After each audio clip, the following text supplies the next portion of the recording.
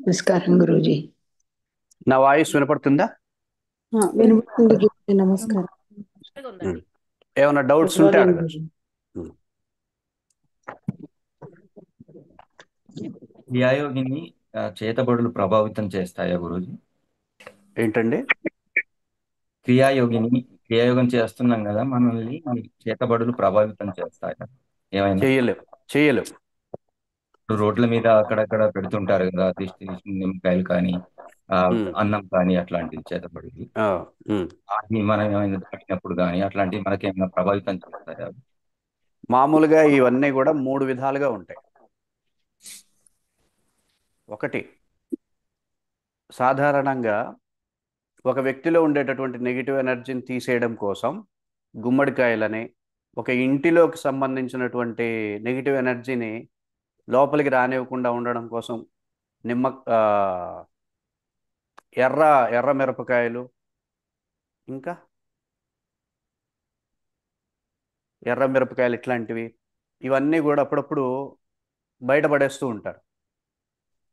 వాళ్ళు ఇంటెన్షనల్గా, అంటే కావాలని మన మీద ఏదో దురుద్దేశంతో చేసింది కాదు, వాళ్ళు వాళ్ళ వ్యవస్థని రక్షించుకోవడం కోసం చేసేది. అవి మనం తెలియకుండా దాటినా తొక్కినా, ఒక్కొక్కసారి కొంతమంది మీద నీళ్లు పోస్తారు, నెత్తి మీద నీళ్లు పోస్తారు, ఆ నీళ్లు రోడ్డు మీదకి వస్తాయి.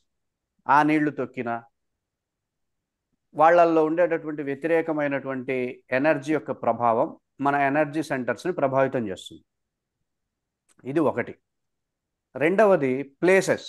మనకి తెలియదు, ఆ ప్లేస్కి సంబంధించినటువంటి వ్యవస్థ తెలియకుండా ఆ ప్లేస్లో సంచరించిన, ఆ ప్లేస్ను దాటి వెళ్ళిన, దానికి సంబంధించినటువంటి వ్యతిరేకతకు సంబంధించిన అంశాలు మన కుండలిని ప్రభావితం చేస్తాయి. ఎందుకంటే కుండలిని అనేది వాటరు వీటి చేత ప్రభావితం అవుతుంది.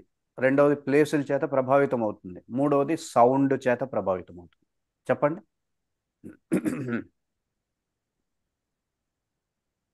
కుండలిని వాటర్ చేత, నీటి చేత, వేస్ చేత, సౌండ్ చేత ప్రభావితం అవుతుంది.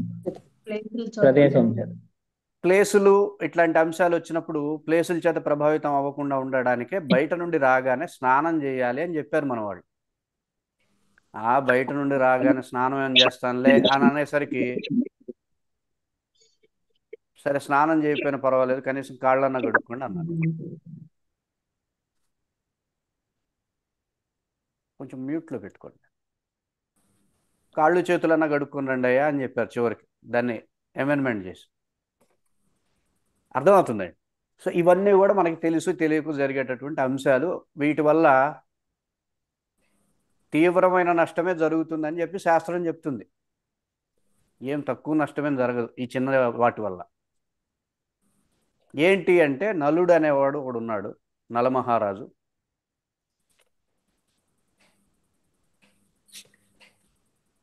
నలమహారాజు అనే అతను ఉన్నాడు.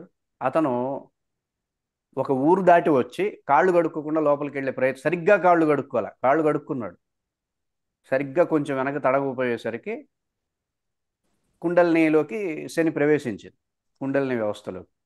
ఇది మనందరికీ తెలిసిన కథలే ఇవన్నీ.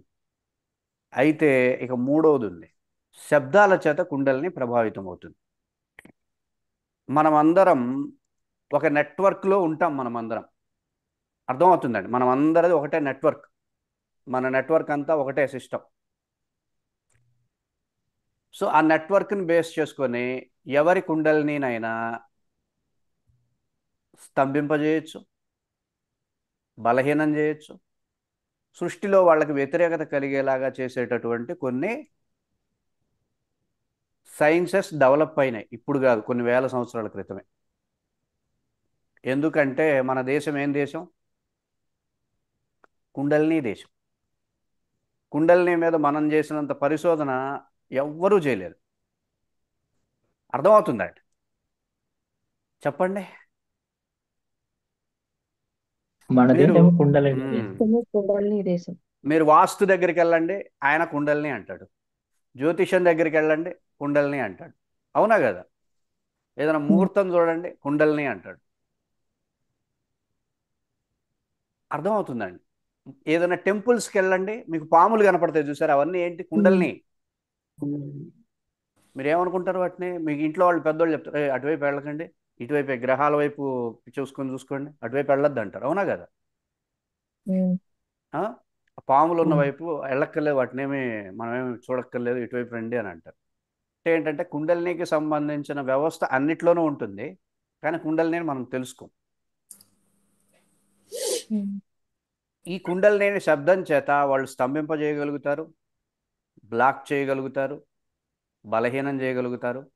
యూనివర్స్లో వాళ్ళకి వ్యతిరేకత కలిగేలాంటి వ్యవస్థలు ఉంటే వాటినే చేతబడి అని, చిన్నమస్త అని, ఇంకా చాలా ఉన్నాయి. 7-8 రకాల విద్యలు ఉన్నాయి మనకి ప్రాచీనంగా. అయితే వీటి చేత ఎప్పుడైనా సరే ఇక్కడ జరిగేటటువంటి విషయం ఏంటంటే, ఒకవేళ ఒక వ్యక్తి మన మీద చేతబడి చేశాడు అనుకుందాం, చేతబడో చిన్నమస్తానో ఇంకా బాణామతో చేశాడు.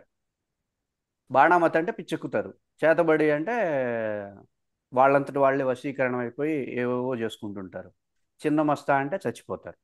ఇట్లాంటివి రకరకాలు ఉంటాయి, వాటి యొక్క ప్రయోజనాలు. తెలుసా ఇవన్నీ? తెలీదు. తెలీదు ఆ? గురూజీ. తెలీదా? చేతబడి తప్ప మిగతా రెండు వినం కూడా ఉంది లైఫ్ ఇంకా ఉన్నాయి, 7-8 ఉన్నాయి, 7-8 విద్యలు ఉన్నాయి. విన్నాం గురుగారు. పిచ్చెక్కి వెళ్ళిపోవడం, యాక్సిడెంట్స్ అవ్వడం, యాక్సిడెంట్ అయి యాక్సిడెంట్ అయి న్యాచురల్ డెత్ లాగా చచ్చిపోవడం, ఇట్లాంటి అంశాలు విద్యలు ఉన్నాయి.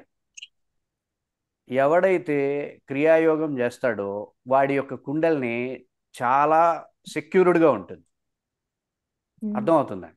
ఎంత సెక్యూర్డ్ అంటే బయట నుండి ఏ విధమైనటువంటి శబ్ద ప్రభావం వల్ల, ఇవన్నీ కూడా శబ్దాల చేత లోపలికి వెళ్తాయి.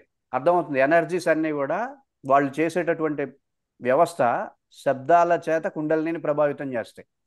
అర్థమవుతుందండి? వాళ్ళు చేసే ముద్రలు, వాళ్ళు చేసేటటువంటి ఆ మంత్రోచ్చారణ ఎలా జరుగుతుంది? మన నెట్వర్క్ అంతా ఒకటే అని చెప్పుకుంటున్నాం కదా, మన మనుషులందరిది నెట్వర్క్ ఒకటే, వేరువేరు నెట్వర్క్లు కావు మనకు. అర్థమవుతుందండి? డార్క్ నాలెడ్జ్ అంటారు దాన్ని. ఆ డార్క్ నాలెడ్జ్ నుండే మనం అందరం పుట్టాం. సో ఆ డార్క్ నాలెడ్జ్ని వీళ్ళు మంత్రాలతో, వీళ్ళ యొక్క ఆ క్షుద్ర శబ్దాలతో ఆ డార్క్ నాలెడ్జ్ని ప్రేరేపితం చేసి దానికి మనల్ని కనెక్ట్ చేసేసేసి మన కుండలిని బలహీనం చేస్తారు. ఇది ప్రాసెస్. కానీ ఇక్కడ ఒక విషయం ఏంటంటే, ఎవడైతే చేతబడి ఇట్లాంటివి చేస్తాడో వాడు ఆడి శబ్ద ప్రభావం మన కుండలిని మీద ప్రభావితమైతే వాడు బతుకుతాడు. ఒకవేళ వాడి శబ్ద ప్రభావం చేత మన కుండలిని ఏ విధంగానూ ప్రభావితం కాకపోతే ఇవన్నీ వాడి కుండలిని మీద ఇంపాక్ట్ చూపిస్తాయి వెంటనే. అర్థమవుతుందండి? అర్థమైందా? అర్థం కావట్లేదు? వాడి కుండలిని మీద ఇంపాక్ట్ చూపిస్తే వాడు చచ్చిపోతాడు. ఏ ప్రయోగం అయితే చేశాడో ఆ ప్రయోగం చేస్తే వాడు చచ్చిపోతాడు. సో అందుకని వాళ్ళు చాలా జాగ్రత్తలు తీసుకుంటారు. అర్థమైందా? ఒక ప్రయోగం చేస్తున్నారంటే చాలా జాగ్రత్తలు తీసుకొని యూనివర్స్ నుండి తనకి ఏ విధంగా ఇబ్బంది కలగని ప్లేసులు ఎంచుకొని ఒక ప్రయోగం చేస్తారు. దీనికి 6 నెలల ప్రిపరేషన్ ఉంటుంది, చాలా ప్రిపరేషన్ ఉంటుంది, కథ కార్ఖానా చాలా ఉంటుంది. ఆ ప్రయోగం అయ్యాక ఒక 6 నెలలు, ప్రయోగం ముందు ఒక 6 నెలలు ఇటు బయటికి రాడు. అర్థమవుతుందండి? అంత ప్రిపరేషన్లో జరుగుతాయి ఈ ప్రయోగాలు. కానీ అవి మన కుండలిని ఏ విధంగానూ ప్రభావితం కాకుండా, ఒక ప్రయోగం జరుగుతుంది అనగానే మన కుండలిని మీద లైట్ వైబ్రేషన్స్ వస్తుంటాయి, కుండలిని మీద కొంచెం ప్రభావం జరుగుతూ ఉంటుంది. ఇక అది ప్రయోగం పూర్తయ్యే సమయానికి దాని ఇంపాక్ట్ మన మీదకి వస్తుంది. అర్థమవుతుందండి? ఎవడైతే క్రియాయోగం చేస్తాడో వాడికి ఈ విధమైనటువంటి వ్యవస్థలు కలగనీయకుండా కుండలిని తనను తాను రక్షించుకునే దిశలో పనిచేస్తూ ఉంటుంది క్రియాయోగం చేసే వ్యక్తి. అర్థమవుతుందండి? ఎందుకంటే క్రియాయోగం ఒక్కటే కుండలిని బేస్ మీద వర్క్ అయ్యేది. మిగతా సాధనలో ఒక అంశం, కుండలిని అనేది ఒక ఆప్షన్. జ్యోతిష్యంలో కావచ్చు, వాస్తులో కావచ్చు, వేరే వేరే మీకు వైద్యంలో కూడా కుండలిని ఉంటుంది, ఆయుర్వేదంలో కూడా కుండలిని ఉంటుంది. అర్థమవుతుందండి? కుండలిని కనెక్ట్ కాని సైన్స్ మన దగ్గర లేదు. సో అవన్నీ ఆప్షనల్ అయితే మనం మొత్తం కుండలిని బేస్ మీదే సాధన నడుస్తూ ఉంటుంది. అర్థమవుతుందండి? ఇప్పుడు నేను మీకు కొన్ని అఫర్మేషన్స్ ఇచ్చాను చూసారా, అవన్నీ కూడా కుండలినికి కనెక్ట్ అవుతాయి. ఆ ఎనర్జీ ఫ్రీక్వెన్సీలోనే డెవలప్ చేసాం. ఇవన్నీ మీకు ముందే చెప్తే అర్థం కావని చెప్పి చెప్పట్లేదు. తర్వాత తర్వాత మీకే వాటి యొక్క అవగాహన వస్తుంది. ఆ బేస్ మీద అఫర్మేషన్స్ డెవలప్ చేశాం.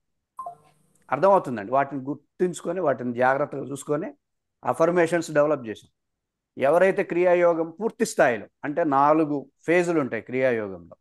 ఈ 4 ఫేజుల్లో క్రియాయోగం నేర్చుకున్న వ్యక్తిని ఎవరు చేతబడి కానీ ఇట్లాంటి ప్రయోగాలు చెయ్యలేరు, చేయడానికి వీలు లేదు. అర్థమవుతుందండి. కుదరదు. అర్థమైందా? ఎందుకు? క్రియాయోగము శబ్దమే, అవునా కదా? శబ్దమేనా కదా క్రియాయోగం? వాడు శబ్దాన్ని ప్రదానం చేసుకునే మన మీద ప్రయోగాలు చేస్తాడు.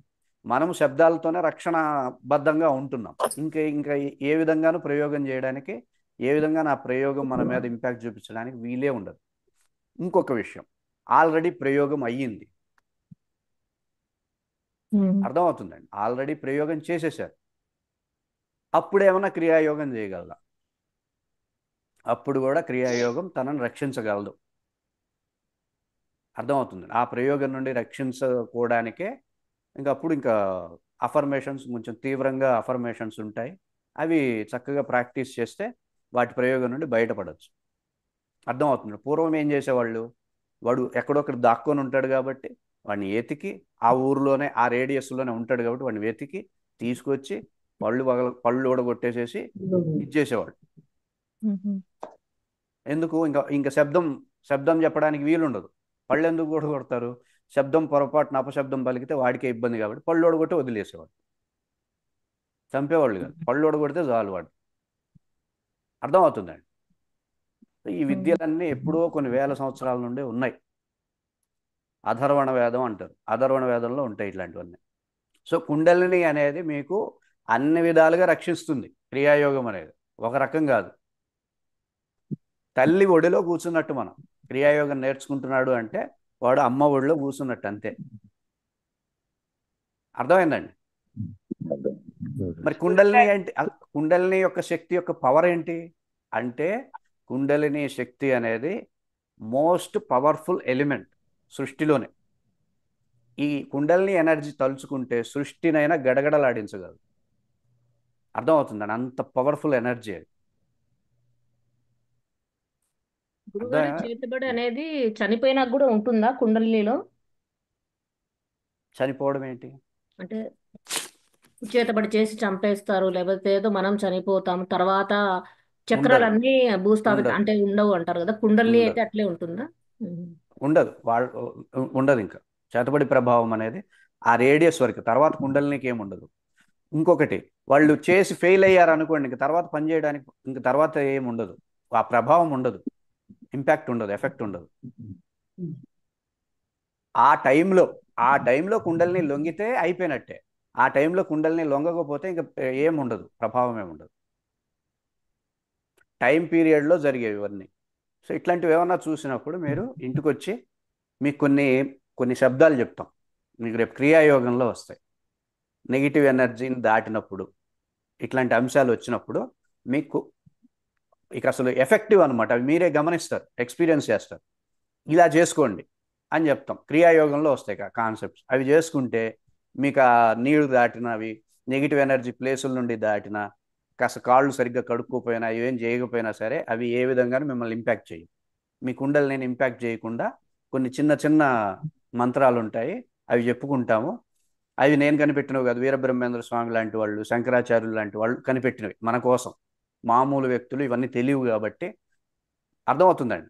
ఈ ప్లేసులు దాటిన, ఈ ప్లేసుల నుండి దాటి వచ్చిన చిన్నపిల్లలు కూడా వెళ్ళొస్తూ ఉంటారు, అప్పుడప్పుడు కాలేజీలకి వెళ్ళొస్తుంటారు. ఇవన్నీ వాళ్ళకి తెలియవు.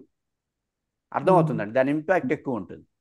సో వాళ్ళకి కొన్ని చక్కగా మంత్రాలు ఉంటాయి, సింపుల్గానే ఉంటాయి, పెద్దగా నోరు తిప్పుకొని ఇది చేయాల్సిన అవసరం లేదు. సింపుల్గానే ఎఫెక్టివ్గా ఉంటాయి. మీకు అర్థం అవుతూనే ఉంటుంది, నా నుండి ఆ నెగిటివ్ ఎనర్జీ పోయింది, ఆ విధమైన అసలు ఆ ఇంపాక్ట్ లేదు అనేది తెలుస్తుంటుంది. అవి చెప్పుకుంటాం, క్రియాయోగంలో వస్తాయి.